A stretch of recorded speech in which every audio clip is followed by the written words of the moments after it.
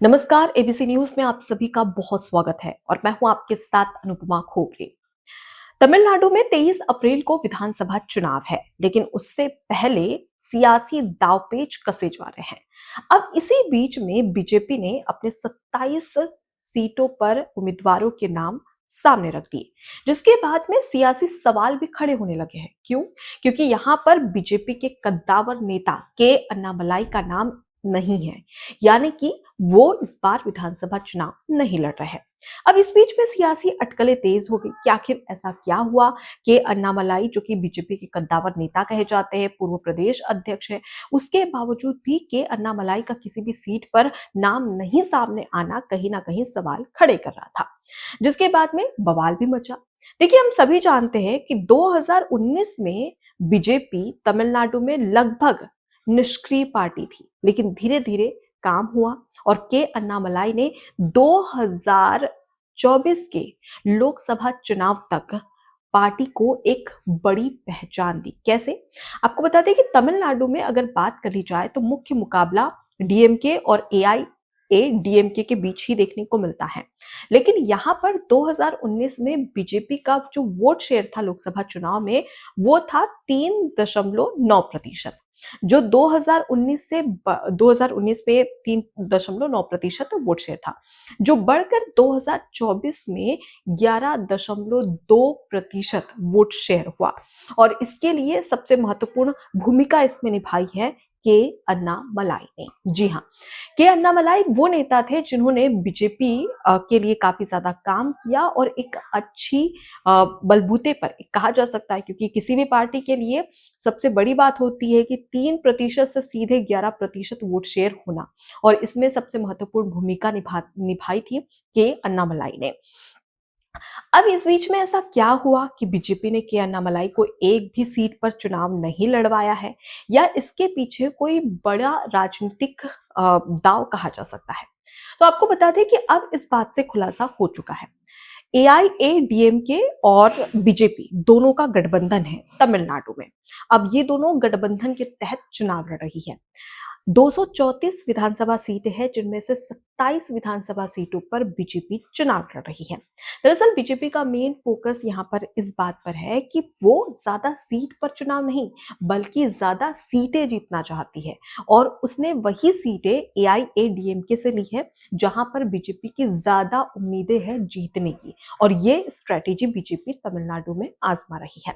अब इस बीच में के अन्नामलाई ने साफ तौर पर कह दिया था कि वो जो एआईएडीएमके के साथ में जो गठबंधन हुआ है और जो सीट शेयरिंग है, उसे लेकर खुश नहीं है, क्योंकि बीजेपी, वो चाहते थे कि बीजेपी जैसी पार्टी बड़ी पार्टी है और इसने ज्यादा से ज्यादा सीटों पर चुनाव लड़ना चाहिए। लेकिन कभी रहता है, कभी कभी ऐसा होता है ना कि अपने गठबंधन को, अपने सियासी दल को खुश करने के लिए आपको ना चाहते हुए भी बड़े फैसले लेने पड़ते हैं, जो आपकी पार्टी के नेताओं को पसंद नहीं होते हैं। इसी को तो राजनीति कहते हैं। अब यही कदम बीजेपी ने उठाया। अब इस बीच में के अन्नामलाई को लेकर सवाल खड़े होने लगे कि ऐसा क्या हुआ कि तमिलनाडु में विधानसभा चुनाव नहीं लड़ रहे। अब इसी बात से पर्दा उठ चुका है। के अन्नामलाई ने खुद ये बात साफ की है। उन्होंने कहा कि वो खुद इस बार चुनाव नहीं लड़ना चाहते हैं। 27 सीटों पर तमाम बीजेपी के उम्मीदवार की सूची जारी हो चुकी है, और उसमें के अन्नामलाई का नाम नहीं है, जिस पर उन्होंने कहा कि मैं खुद ही इस बार चुनाव नहीं लड़ना चाहता था, और मैं बीजेपी यानी कि अपनी पार्टी को धन्यवाद देता हूं कि उन्होंने मेरे इस फैसले को स्वीकार किया, और इस वजह से मैं बीजेपी का आभार व्यक्त करता हूं। अब इस बीच में उन्होंने ये भी कहा कि बीजेपी के तमाम जो उम्मीदवार है, उनके लिए वो लगातार चुनावी प्रचार करेंगे, और उसके साथ ही प्रचंड जीत को लेकर तमाम जो प्रत्याशी हैं उनका साथ देते हुए नजर आएंगे। अब आपको ये बता देते हैं कि 2024 में के अन्नामलाई, जो कि कोयम्बटूर से लोकसभा चुनाव लड़ते हैं। अब इस बीच में मैंने जैसे बताया कि तमिलनाडु में तमाम जो सीटें हैं, वहां पर मुख्य मुकाबला एआईएडीएमके और डीएमके के बीच में होता है, लेकिन के अन्नामलाई ने सबको चौंका दिया था। आपको बता दें कि कोयम्बटूर में भले ही अन्नामलाई चुनाव नहीं जीते, लेकिन उनकी हार और जीत को लेकर भी लगातार मीडिया में चर्चा होती रही। वो कैसे? कोयंबटूर में जब लोकसभा चुनाव होता है 2024 में, तो इस बीच में डीएमके जीत जाती है। मतलब डीएमके का जो प्रत्याशी है वो चुनाव जीत जाता है। और दूसरे नंबर पर आती है बीजेपी। जी हाँ, यानी कि के अन्नामलाई दूसरे नंबर पर आते हैं और तीसरे नंबर पर खिसकती है एआईएडीएमके। इस दौरान जो के अन्नामलाई के समर्थक है, उन्होंने इस बात का भी जश्न मनाया था और ये कहा कि आखिरकार उनके नेता ने जो एआईएडीएमके है उसे तीसरे नंबर पर लाकर खड़ा कर दिया। एक दिन जरूर आएगा जब हम पहले नंबर पर होंगे। कहते हैं ना कि जीत के लिए अचानक जरूरी नहीं होता कि आप सीधे जीत जाए, धीरे धीरे जीत के करीब पहुंचना भी एक बड़ी बात होती है। और यही बात बखूबी समझते थे कि अन्नामलाई के समर्थक, जिन्होंने ये बड़ी बात मीडिया के सामने भी रखी।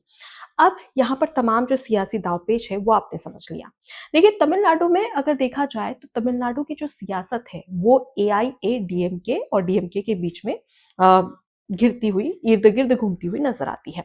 अब इस बीच में डीएमके की फिलहाल तमिलनाडु में सरकार है और एमके स्टालिन मुख्यमंत्री हैं। अब यहाँ पर कांग्रेस और डीएमके का गठबंधन है। कांग्रेस डीएमके कांग्रेस के समेत 8 ऐसे सियासी दल हैं जिनके साथ में गठबंधन कर रही है इस तमिलनाडु के विधानसभा चुनाव में। तो वहीं अगर हम बात करें बीजेपी की, तो बीजेपी का गठबंधन एआईएडीएमके के साथ में है। मतलब कि साफ है कि इस बार चाहे कांग्रेस हो या बीजेपी हो, दोनों ही पार्टी गठबंधन के साथ तमिलनाडु में उतरी है। अब यहाँ पर बीजेपी लगातार कोशिश कर रही है कि किसी ना किसी तरीके से ऐसे दांवपेच कसे जाए जिसके चलते तमिलनाडु में धीरे धीरे अन्य राज्यों की तरह बीजेपी भी अपना वर्चस्व सबसे ऊपर रख सके। और इसी की कोशिश में लगे हुए हैं के अन्नामलाई जैसे बड़े और दिग्गज नेता, जो कि तमिलनाडु की राजनीति में बेहद ही महत्वपूर्ण है। फिलहाल तमाम जो अटकलें हैं वो 4 मई पर सिमट जाएगी, जब 23 अप्रैल को वोटिंग होगी तमिलनाडु में और ठीक 4 मई को रिजल्ट आएगा। माफ करिएगा, 4 मई को रिजल्ट आएगा। अब इस बीच में आपको एक और बड़ी बात बता देते हैं। देखिए, यहाँ पर जो तमाम सियासी दल है उनके बारे में तो हमने आपको जानकारी दी, लेकिन उसके साथ ही एक और पार्टी है और वो है सुपरस्टार विजय थलपति की पार्टी, जिसका नाम है तमिलगा वेत्री कड़गम टीवीके। इस बार जो विजय थलपति है, उनकी नई एंट्री उन्होंने राजनीति में मारी है और सीधे 2 विधानसभा सीट ऐसी है तमिलनाडु की जहां से जो विजय थलपति है वो विधानसभा चुनाव लड़ रहे हैं। अब इसमें किसकी जीत होती है, किसकी हार होती है, और त्रिकोणीय मुकाबला तो देखने को मिल ही रहा है।